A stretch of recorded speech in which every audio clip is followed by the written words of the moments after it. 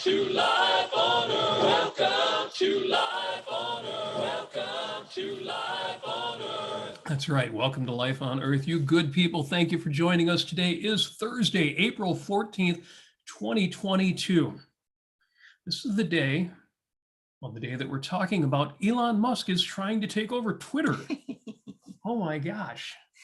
Well, good for him. Good for him. Hopefully, if he buys it, hopefully he'll like it. He will. He's buying it in the name of free speech. It's the craziest thing. Somebody out there, in fact, arguably the richest person in the world, wants to buy an entire platform because he believes in free speech. How awesome is that? Welcome to Life on Earth. As you know, maybe you don't, so I'll repeat it real quick. Back in 1976, Ayn Rand gave a speech to the graduating class of West Point Academy. Talked about philosophy. Gave a speech called Philosophy, Who Needs It? At the end, she said, I have been implicitly trying to sell you on my philosophy. Formally, I call it objectivism, but informally, I call it a philosophy for living on Earth. Well, she wanted to, actually at first she wanted to call it existentialism because that would kind of go along with the root of the primacy of existence. But that was already taken. It was already taken. It was preempted by the philosophy of Dark Nights, the nights, the dark, the lack of values. Well, obviously that wasn't going to work. Well, yeah. I mean, but I like objectivism in the sense that she's basically saying that reality exists outside of your consciousness and that your consciousness is capable of grasping what's in reality. Yes. And it can be objective. And knowledge can be objective. Yes. People say, oh, reality is objective. Reality isn't objective. People are objective or not. Yes. So conversations today around Elon Musk, around his desire to buy Twitter. And this dovetails perfectly with a conversation we had this week about benevolence. Mm-hmm. And I had all these plans for the show today, and Amy said, no, I want to talk about benevolence and the benevolent universe premise. Yes, and how they relate to the other concepts in objectivism, the primacy of consciousness versus primacy of existence, and the metaphysical versus the man-made. So, well, a quote came up recently in a meme. Love a meme. A 400-year-old meme. Back when they used to do memes 400 years ago. And it was the Adam Smith quote. Which one? The most famous one. Adam Smith said, it is not from the benevolence of the butcher, the brewer, or the baker that we expect our dinner, but from their regard for their own interest. Great quote. Seems reasonable. Mm-hmm. Mm-hmm. And a very refreshing answer to altruism, collectivism, socialism. It is not from the benevolence of the butcher, the brewer, or the baker that we expect our dinner, but from their regard for their own interest. Okay. But what the heck do you mean by benevolence, Mr. Smith? Yeah, well, let's chew on that a bit. I'm going to steal a sense of life premise from Jordan Peterson, who repeatedly goes back to grade school and playground metaphysics to explain human interactions. Him and Donald Trump. Yeah, exactly. Think back to when you were a kid on the playground, to when you were invited to play ball, even to compete. Now, wasn't that just the best? You know, it's great to win, but even better is the precondition of winning, which is being in the game, on the field. The great thing about being included is the game, the activity, the endeavor that you're included in. Engagement, opportunity, effort, action, interaction, creation, trade, values.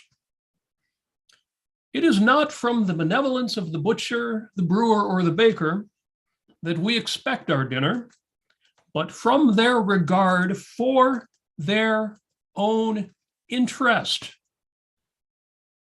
You see, benevolence, engagement, opportunity, effort, action, interaction, creation, trade, that is the businessman's own interest. Benevolence is in the businessman's own interest.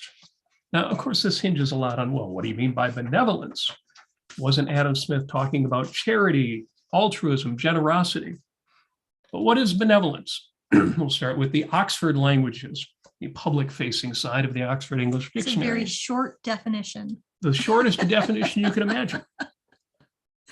Oxford Languages, benevolence, the quality of being well-meaning, kindness, the quality of being well-meaning. See, I love this definition of benevolence because it is exactly right and it is no longer than it needs to be. That's true. This is goodwill, good intent, good faith.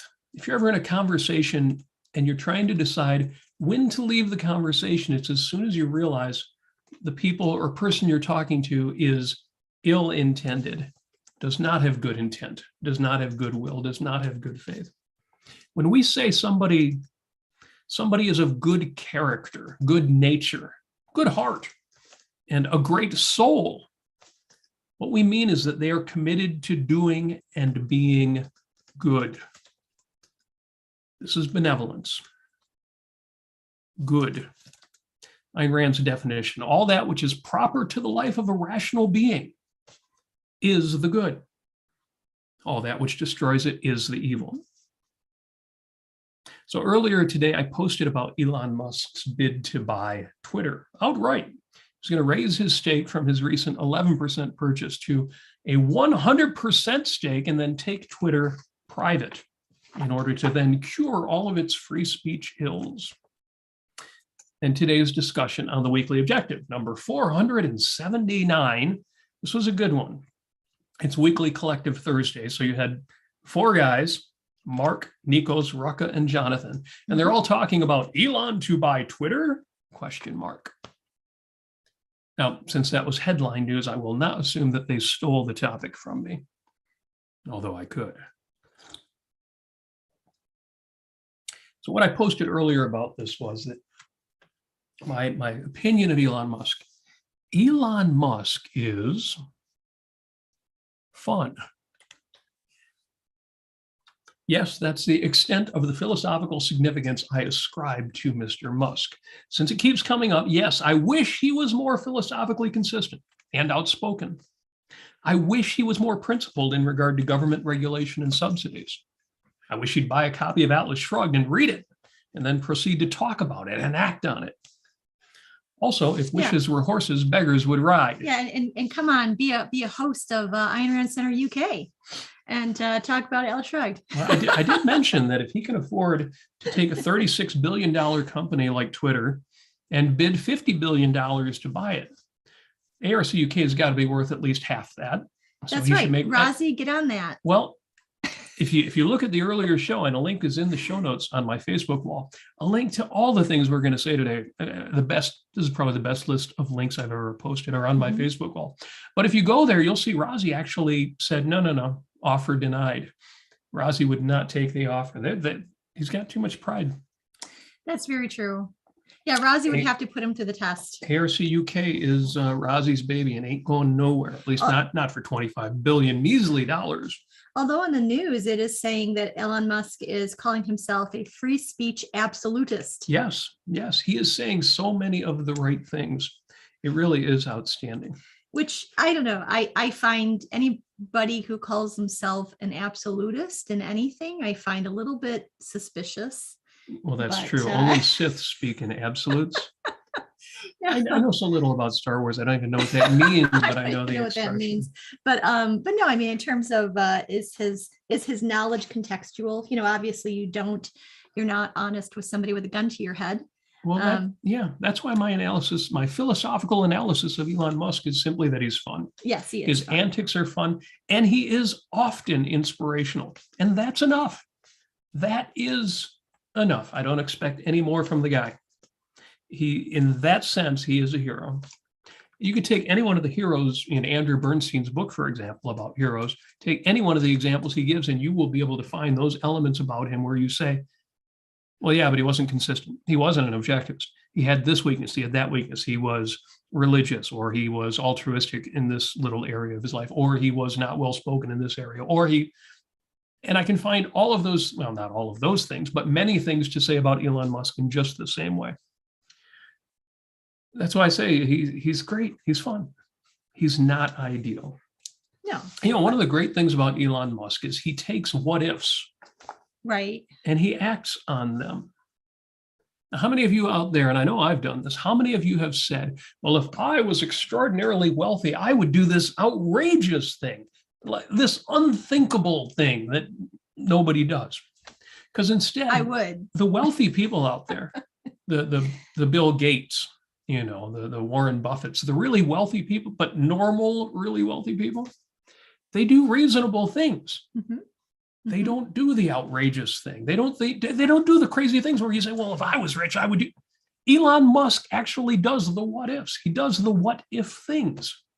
And that's super cool. That's a topic in and of itself. Why is it that people who have a lot of money why are they so conservative? Why are they, what is it about Elon Musk is different than in terms of what he thinks about money and where it comes from, perhaps? Maybe he has a better grasp of it. I think he's just more creative.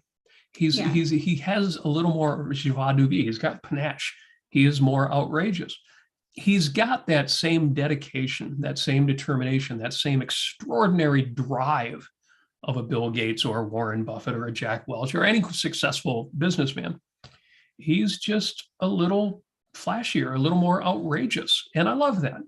It's hard to say to Bill Gates, you should have put your money into flying to Mars or just going into space and placing 1,000 satellites out there, because he is doing what he loves. He's going to Africa. He's saving lives. He's saving tens of thousands of lives.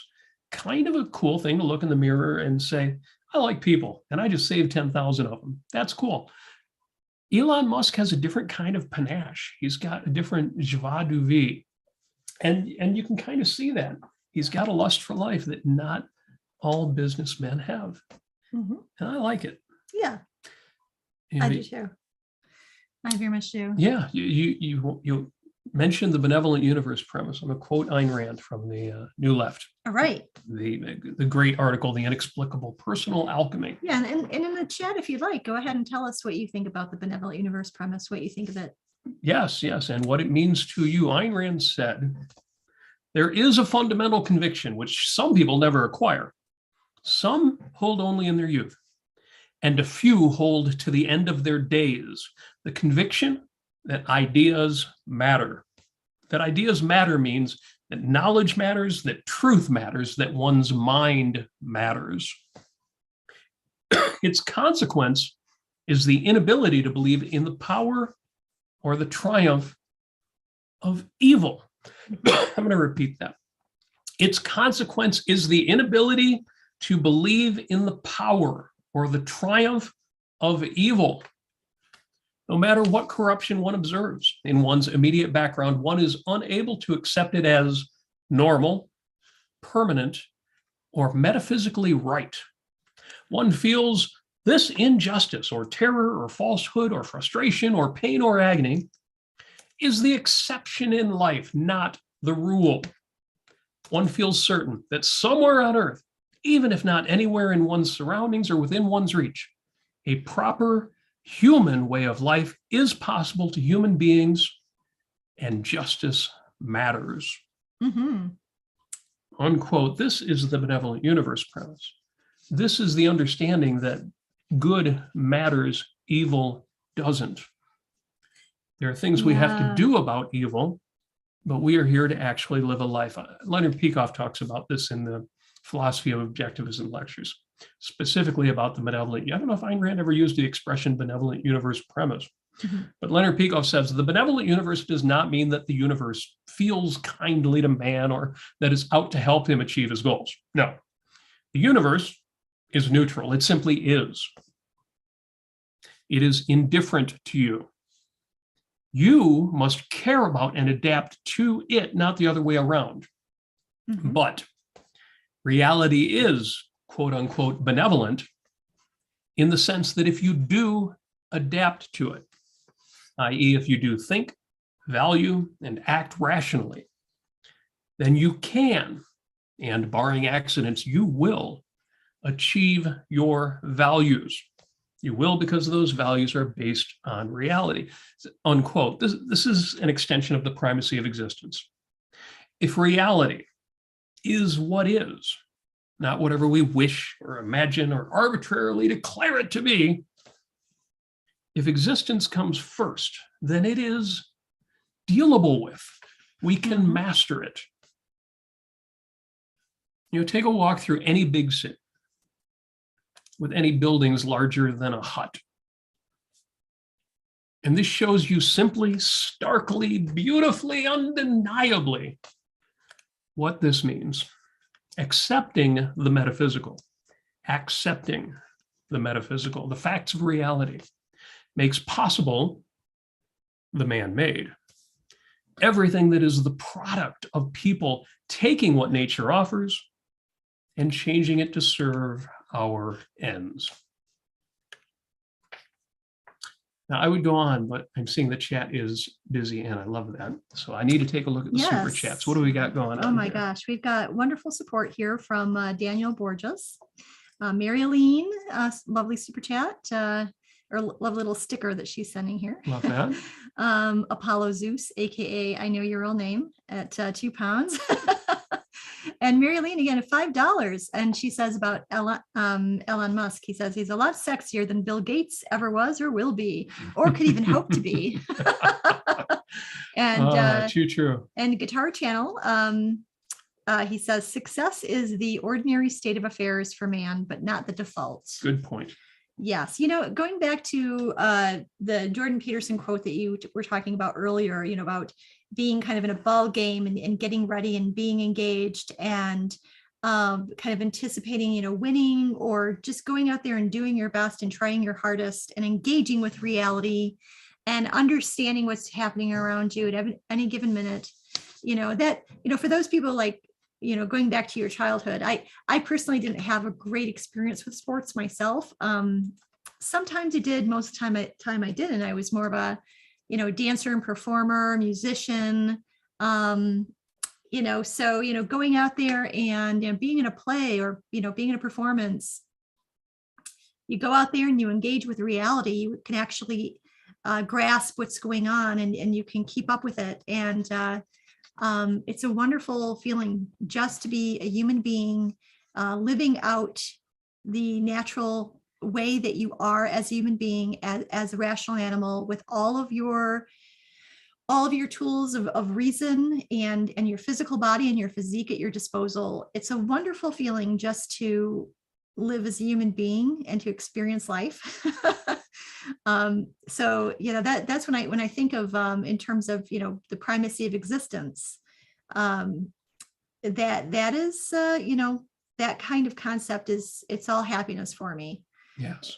Well, you were right to tie the issue of the metaphysical and the man-made with the benevolent universe premise. Guitar Channel was, I got to look that up. I'm a guitar player. Why don't I know his channel? Guitar Channel was on here saying success is the ordinary state of affairs for man, but not the default. It might sound like those two are the same, but no, success has to be chosen. And the action that leads to success needs to be chosen. But I love the quote by Bethany Hamilton, a surfer who lost an arm, and she's still a competition level surfer despite that, because she said, I don't need easy. All I need is possible. Yeah, I love that. That's great. Somebody facing those kind of challenges can say, I don't need easy. I just need possible. Yes. Got to love that. In September of 1962. I love this, by the way, it's coming up. September of 62. And I was a little young for this one. I was not metaphysical yet. Right. But we all know the quote because we've heard the recordings over the years. John F. Kennedy declared his intention to have America put a man on the moon.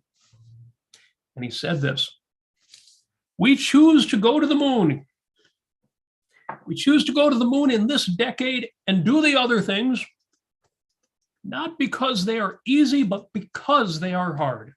Because that goal will serve to organize and measure the best of our energies and skills. Because that challenge is one that we are willing to accept, one we are unwilling to postpone, and one which we intend to win, and the others too. Now, if some of us are too young to have heard these words live, we've at least heard the recordings, and many of us understand that desire to do extraordinary things, despite the obvious objection. The US government was doing these things with other people's money. The benevolent reaction to Elon Musk going to space and doing the other things is that whatever Tesla's unfortunate connections to regulations and subsidies, whatever SpaceX's partnership with the government agency NASA, he is using his fortune to make these things happen. And we all benefit from his early tech and finance, the internet and innovations that made him rich in the first place, to Tesla and the related technologies that are coming out of that development. And we have friends at Ford Motor Company, for example, who are working on electric vehicles in ways that actually make sense. I'm telling you, it's not all, well, we'll have that conversation another time. To SpaceX and space exploration and the incredible satellite deployments, including the internet that he recently provided to Ukraine. Yep. And his eventual Mars mission, and much more. And a bigger benefit than all of these may well be his free speech advocacy and possible takeover of Twitter. And even if he doesn't take it over, he's made the point. The platform's not free, and there are people who'd be willing to spend billions of dollars to fix that. And more than that, he gives each of us the big but simple inspiration of a man who knows what he wants and goes out and gets it. This is spiritual fuel. This is the kind of fuel you get from art. Seeing an independent man's drive, ambition, success. Yes. And I want to thank Bonnie for the $1.49 super chat. Thank you, Bonnie. She gives us a diamond, but she is a diamond supporter. Thank you for that, Bonnie. Yes. The benevolent universe, the fact that not that the universe, again, is looking over our shoulder trying to help us out. We don't have a guardian angel. We don't have karma, unless by karma you simply mean justice. The universe is just there. But that's exactly what we want. Could you imagine if the universe was looking out for your best interests? If every time you tried to do something, it didn't come down to what you did, but all sorts of other forces behind the scenes that are kind of trying to push things in different directions and make, no. The worst thing in the world would be if wishes came true. Absolutely. Without you doing what it takes to make them happen. No, the best thing the universe can do for you is simply be lawful, be what it is. Mm-hmm. The benevolent universe makes the kind of success that we celebrate in Elon Musk possible. The benevolence of man is a different concept. Benevolence in individuals. The benevolence of man, the fact that men profit by dealing with one another rationally, voluntarily, by mutual agreement, and to mutual benefit. It's the benevolence of man that makes this benevolent universe, this life, magnificent and extraordinarily fun. They are two different but related concepts. People can choose to be benevolent. Their sense of life, their sense of the world, which is not open to direct choice, but something we build up in our psychology and our character, can be benevolent, positive, value-oriented, virtue-oriented. And the universe itself is just going to be whatever it is. We call that benevolent because it's exactly what we want. A universe that is lawful, reliable, understandable, knowable. Auspicious to human life. Yes, in Leonard Peikoff's words, auspicious to human life. The universe is benevolent, which simply means it is what it is. Yeah. Which means we can deal with it. We can if we choose to be rational and virtuous. I mean, it's even auspicious to animal and plant life. Mm-hmm. You know, so much flourishing going around here, even if you don't have a conceptual consciousness. We are surrounded by values. Yes. And men and women are, or at least to be precise, can be benevolent, which means we can choose the good. We can choose to be good and do good and make our lives and the lives of the people we value, those we love, good. And that is benevolence. Yeah, I want to go back to that JFK quote. Yes. We choose to go to the moon in the decade and do other things, not because they are easy, but because they are hard, because that goal will serve to organize and measure the best of our energies and skills, because that challenge is one we are willing to accept, one we are unwilling to postpone, and which we intend to win. And I really like the, because the goal will serve to organize and measure the best of our energies and skills. And that it just reminds me of that whole context of, you know, when anybody actually tries to go out and do something difficult, whether it's, Rosie organizing ARCUK, the conference. That was great. Which was wonderful. Or, me doing a really excellent day's work and getting a whole lot done. We're constantly apprehending reality. We're constantly processing. We're constantly organizing. We're constantly integrating.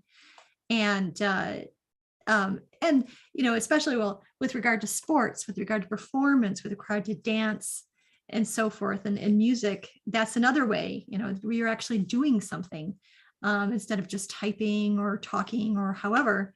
But all of it is just so good. You've got to love the doing, as Howard Rourke says.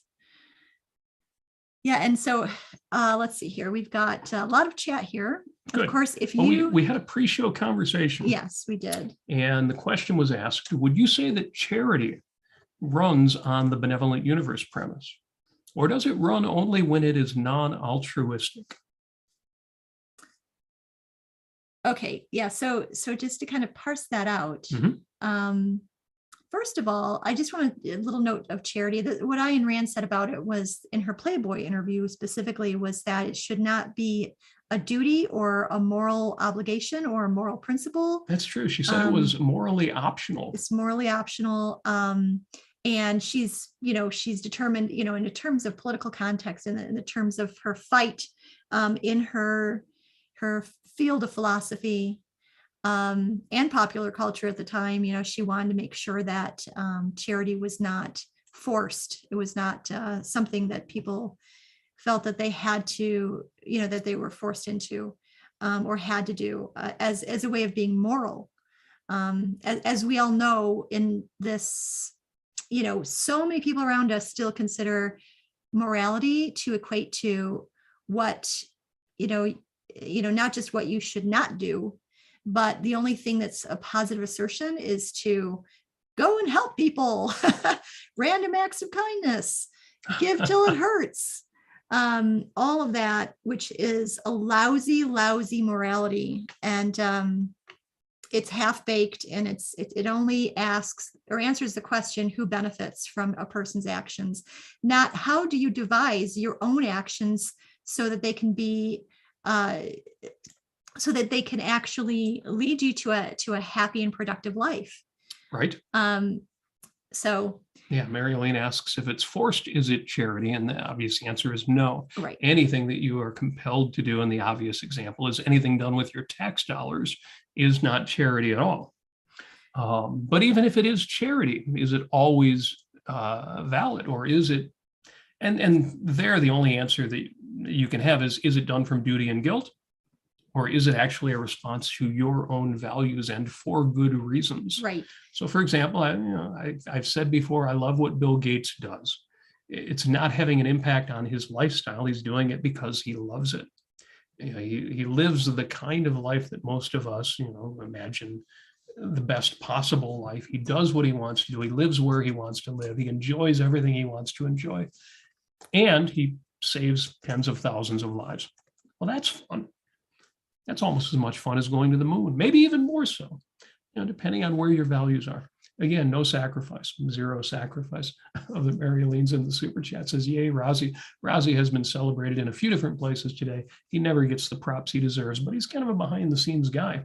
He's been on the Daily Objective a few times, but not much. I'm going to drag him out and make him have his own parade. Well, Mary Elaine has started the parade with the super chat. Thank you for that. Yeah, but charity, I mean, if you think about charity, try to concretize it in your own life to really understand what it is. Mhm. Is it something that you do just any time that you deal with another person? When you're talking with somebody, you're trying to help them out. And you like that person as a value to you, and you Yes. find their reactions to you to be reciprocal and that you have get a satisfaction from it. Yes. And yeah. And there are other satisfactions that come when I give to charity, when I do charitable works. There's just a pleasure in exercising my own efficacy, of seeing my own hard work support something that I believe in. Yes. That sense of having an impact on your world. Think about when you go into the voting booth. How much impact does voting have? The answer is 0. There's no significant election that we know of that has been won by a single vote, but you act in accordance with your values. You do it as much for psychological, for spiritual reasons, for philosophical reasons. Mm-hmm. And part of it is advocacy. If I actually do want to have an impact on an election, I will try to persuade 100 or 1,000 people to vote the way I do. And I can't do that effectively if in the back of my mind, I know that what I'm telling all of you to do, I'm not going to do. Yes, there are it's reasons a matter of to do integrity. that. Yeah. So when you give to charity, it's not just, I hope my $100 or my $10 or my $1,000 will help a few people out of the tsunami that just happened. Above and beyond that is you having the impact you want to have on the world. Yeah, and speaking about having impact on the world, this might be a great opportunity to remind you all, this is, we are on the channel of the Ayn Rand Center UK. Yes, if you are not already a member of the Ayn Rand Center UK, you got to join up. You got to go to aynrandcenter.co.uk, click the button that says membership, or just click the link that we'll put in the chat and join up if you haven't already. And keep the super chats coming. Those also support the channel, support the organization, and are very much appreciated. And if you are in tight, if you are good friends with Elon Musk, you can give him a little nudge there and say, the next time you want to give away $10,000 or $10 million, talk to those ARCUK folks. But in the meantime, we all will do our part to support the organization and the great work that ARCUK does. There's the link right in the chat. Very much appreciated. Now, Mary Aline says, disagree about Gates. His charity is taken as apologizing for his wealth. Africa needs freedom, not charity. I can appreciate that. I don't think that it's an alternative between charity and freedom. I don't think, and I may be wrong, maybe I need to look further into it. I don't know that any of the things that Gates is doing take away from anybody's efforts to bring freedom to Africa. I suppose it's possible that Gates could be putting his money into proselytizing for capitalism. Maybe that would be a good thing for Africa. So I can see that. I can see, so Marilyn, I really, I'm sure that if you sat down with Bill Gates and you said, so why do you give to charity? He'll give you all of the altruist bromides that. Do you think so? No, I don't think so. I don't know.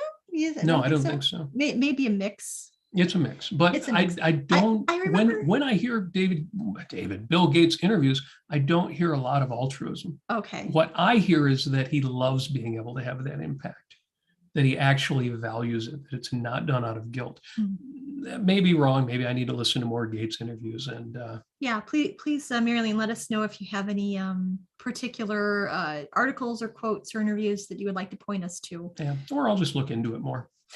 Jonathan Honig is also in the super chat, of course. Yay. Jonathan is here and very much appreciated. And I have to say again, that was a great conversation earlier today on the Daily Objective. If you look at my extensive list of links, you will find that TDO near the top of the list of links you should click on and watch after you get done here. Actually, after you get done here, you should go to Clubhouse because we are going to have a session on that as well. But yes, the Elon Musk issue, again, brought me back to this contrast of the benevolent universe premise versus simple human benevolence. And it's not either or. These are two different concepts, but they're obviously related. Amy, of course, found the right connection in the metaphysical and the man-made. Very much appreciated there. I'm just going to go to the Ayn Rand lexicon and read real quick from the article, The Metaphysical versus the Man-Made in Philosophy Who Needs It. Ayn Rand writes, any natural phenomenon i.e. any event which occurs without human participation, is the metaphysically given and could not have occurred differently or failed to occur. Any phenomenon involving human action is the man-made and could have been different. For example, a flood occurring in an uninhabited land is the metaphysically given. A dam built to contain the flood water is the man-made. If the builders miscalculate and the dam breaks, the disaster is metaphysical in origin, but intensified by man in its consequences. To correct the situation, men must obey nature by studying the causes and potentialities of the flood, and then command nature by building better flood controls. Nature to be commanded must be obeyed. I see a lot of, oh my gosh, I hate to mention the C word, but it's not cancer, it's COVID. COVID, yeah. Yeah, and how, oh my gosh, we could have done so much better in the United States and in the entire world if the politicians understood the difference between the metaphysical and the man-made and how that affects human thought and behavior, and the implications of the government basically telling you what to do in every aspect of your life when you're in a pandemic. So yeah, I'm just going to say that. So I didn't really cover that concept of charity quite the way I wanted to, because the one thing that I didn't point out that I want to point out, is it's really weird. There's a current phenomenon in religious circles called prosperity theology. Right. And it's this idea that God wants us to be rich. Now, even the idea that God wants us to be happy doesn't really match up with anything I learned in church, but to take it a step further and say God wants us to be wealthy, that's interesting. Now, the difference is that I think as advocates of reason, as fans of Ayn Rand, as objectivists, we are much better positioned to say, you should be wealthy. We want you to be wealthy. We want to be wealthy. It's not that reality wants you to be wealthy. It's that reality makes it possible for you to be wealthy. And if you have values, that is one of the values that is worth pursuing. And the reason I bring up the idea of prosperity is that a successful life includes a successful financial life. And a successful financial life can be modest depending on whether your highest values are ones that lead to extraordinary wealth, or it can be enormous. Mm-hmm. And it is that kind of prosperity, that ability to take life and the requirements of life and meet those requirements and then go beyond them, far beyond them, that the faculty of reason makes possible, that makes charity possible, that makes that kind of generosity possible. Right. You know, a benevolent person is necessarily generous of spirit in the sense that he is gracious, he is polite, he enjoys good manners, he enjoys dressing well, being civilized in public. He likes people because the division of labor is responsible for all of the miracles around us. But additionally, the extraordinary wealth is what makes charity possible. And again, it's an expression of our own efficaciousness, of our own prosperity, of our own ability to create at a magnificent level. It's a celebration. So the answer to the question, does the benevolent universe premise give rise to charity? No, but yes, because the benevolent universe gives rise to our ability to address and meet the requirements of life and then to go beyond that and achieve, again, enormous prosperity. And is it the benevolence of man that's responsible for that? Yes, in the literal sense. No, in the altruistic sense. Mm-hmm. It should never be a duty. It should never be done out of guilt. Yeah. In fact, I mean, if you're looking at objectivism and specifically rational egoism, as Ayn Rand defined as how she defined or labeled her morality, if you look at it in terms of creating wealth and then taking that wealth and doing something, whether that's helping other people out, perhaps that deserve to be helped out, that will actually help themselves with that, or whatever it is, eradicating malaria. I think Bill Gates wanted to do that or something. I don't know, but you've got all of these opportunities to do good in the world. And if you frame it in the context of this is not a moral duty, this is not a primary virtue, and you've got, gosh, I mean, I can't imagine a world of objectivists, for instance, actually not embracing some form of charity in some way and actually making that even more effective than any charitable endeavors that we have right now, because it's not going to be based on guilt. It's not going to be based on duty ethics. It's going to be based on values and incentives and reasons. And reason. Yes. Yeah. Excellent. Apollo Zeus is in the chat. He says, God wants us to quote unquote live, which is evil backwards. Now, if you've ever noticed that the word evil is the word live backwards, I should mention that Apollo Zeus has trademarked that realization. So if you're going to use that publicly, you've got to send some money his way. Mary Aline says, I want me to be wealthy. Yes. I absolutely agree with that. I know that feeling. And it's funny because I've always had the sense, I shouldn't say I've always had the sense, I have had the thought that charity would seem much more rational if we simply gave it a bottom line or a level at which it was reasonable to be charitable. If you don't already have $10 million in the bank, you should feel no need to be charitable. If you do have $10 million in the bank, but you have an $11 million house you want to buy, you shouldn't feel a need to be charitable. Charity is for people who have an abundance of wealth. But what I've learned since then is abundance is relative. If you have, for example, chosen to live very modestly on a reasonable income so that money will never, ever be an issue for you, then whatever level you're at, charity can be great fun, very reasonable.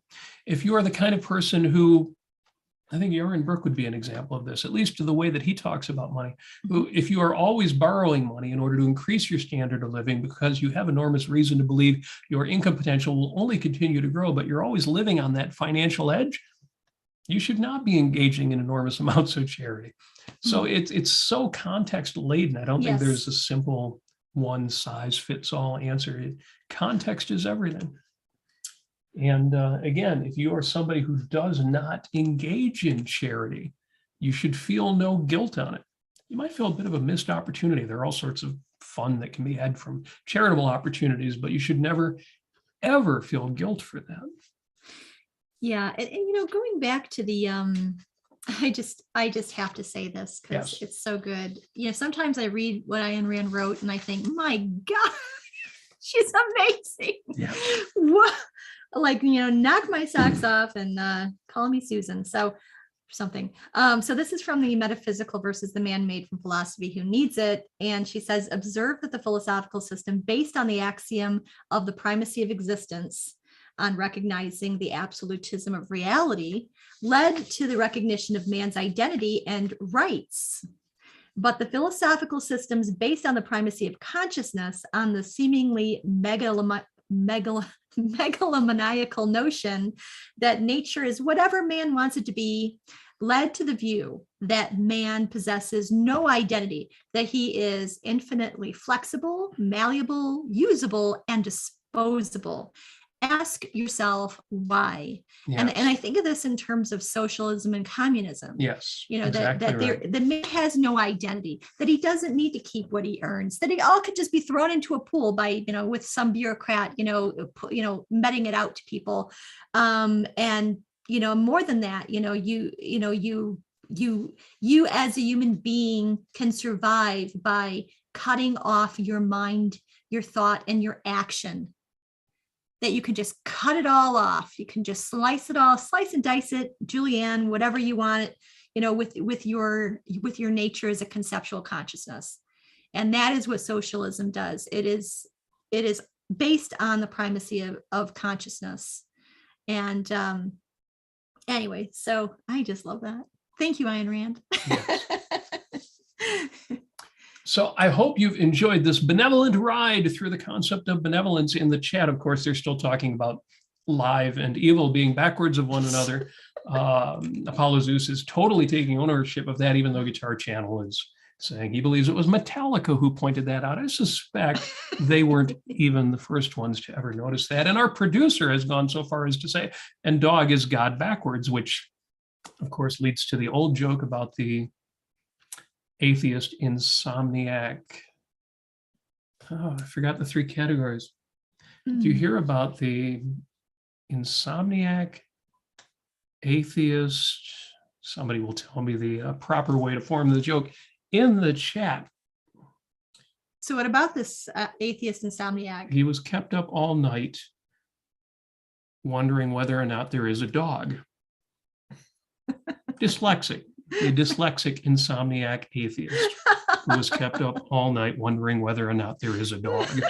Right. So anyway, with that said, that important insight there. Thank you so much for joining us. This has been episode number 44 of Life on Earth, Benevolence in the Benevolent Universe premise. As I say, on my Facebook wall, and there's also a link on my Twitter feed, everything you want to, the reason I'm talking this one up is because we have talked about benevolence before, and when we talked about it before, we included some of these links as well. Not only is there a link to the TDO, the Daily Objective, number 479 from earlier today, but we have Leonard Peikoff, the lecture in which he said the first duty of justice is to acknowledge and defend the good, which means he agrees with me. Obviously, I'm being presumptuous. I agree with him that you are here to live a life and not just to not die or not just to fight evil. The first duty of justice is not to condemn evil. As Leonard Peikoff says, the first duty of justice is to acknowledge and defend the good. We've also got links to Yaron Brook's podcast episodes where he talks about living a rational life in an irrational world, meaning, purpose, and hierarchy of values. Aaron Smith on selfishness and benevolence. Ankar Gate's Justice in a Benevolent Universe.